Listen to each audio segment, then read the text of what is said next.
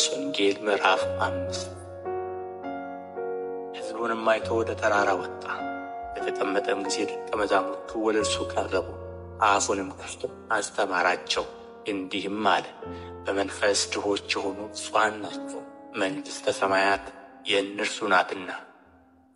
የሚያዝኑ ብፁዓን ናቸው፣ መጽናናትን ያገኛሉና። የዋሆች ብፁዓን ናቸው፣ ምድርን ይወርሳሉና። ጽድቅን የሚራቡና የሚጠሙ ብፁዓን ናቸው፣ ይጠግባሉና። የሚምሩ ብፁዓን ናቸው፣ ይማራሉና።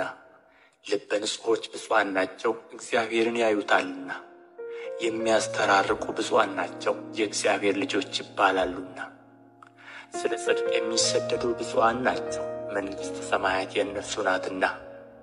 ሲነቅፏችሁና ሲያሳድዷችሁ በእኔ ምክንያት ክፉን ሁሉ በውሸት ሲናገሩባችሁ ብፁዓን ናችሁ፣ ዋጋችሁ በሰማያት ታላቅ ነውና ደስ ይበላችሁ፣ ሐሴትም አድርጉ።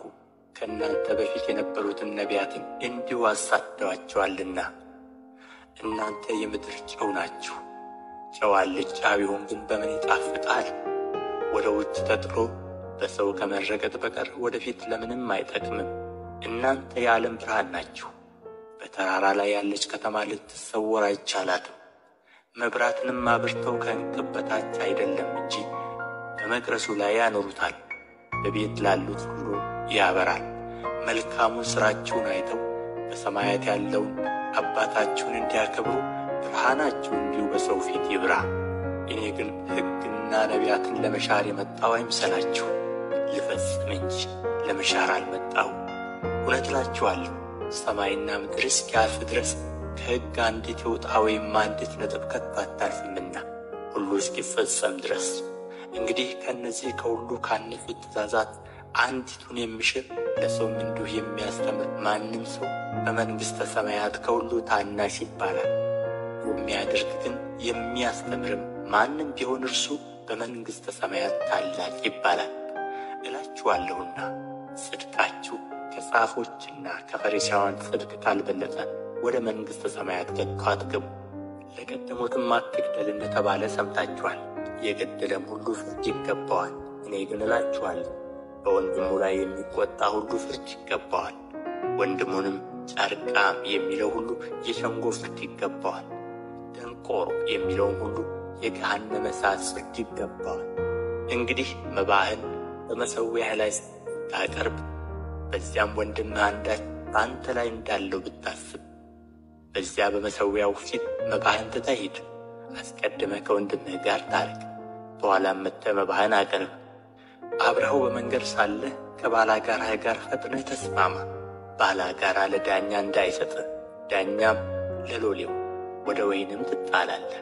እውነት እልሃለሁ የመጨረሻዋን ሳንቲም እስክትከፍል ድረስ ከቶ ከዚያ አትወጣም። አታመንዝር እንደተባለ ሰምታችኋል። እኔ ግን እላችኋለሁ ወደ ሴት ያየ ሁሉ የተመኛትም ያን ጊዜ በልቡ ከእርሷ ጋር አመንዝሯል። ቀኝ ዓይንህም ብታሰናክልህ አውጥተህ ከአንተ ጣላት።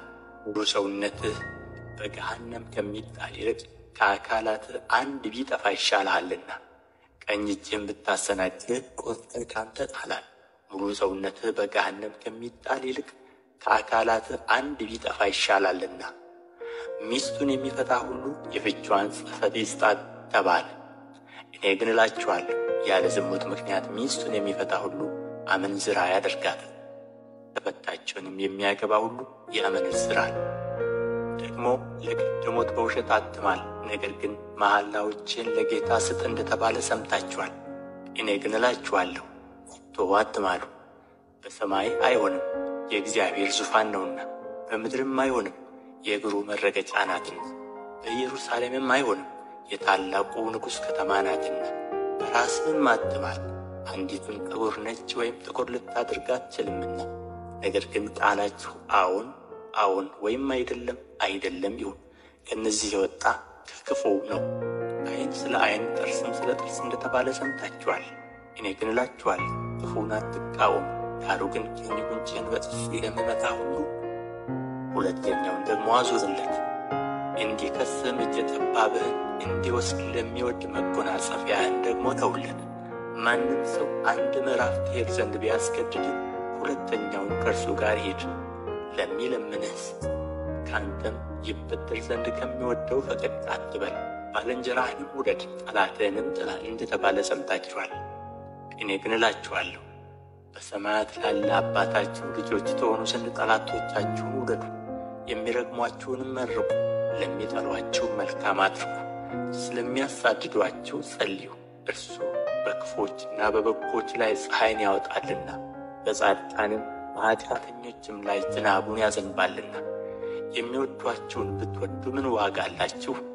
ቀራጮችስ ያንን ያደርጉ የለምን? ወንድሞቻችሁንም ብቻ እጅ ብትነሱ ምን ብልጫ ታደርጋላችሁ? አሕዛብስ ያንኑ ያደርጉ የለምን?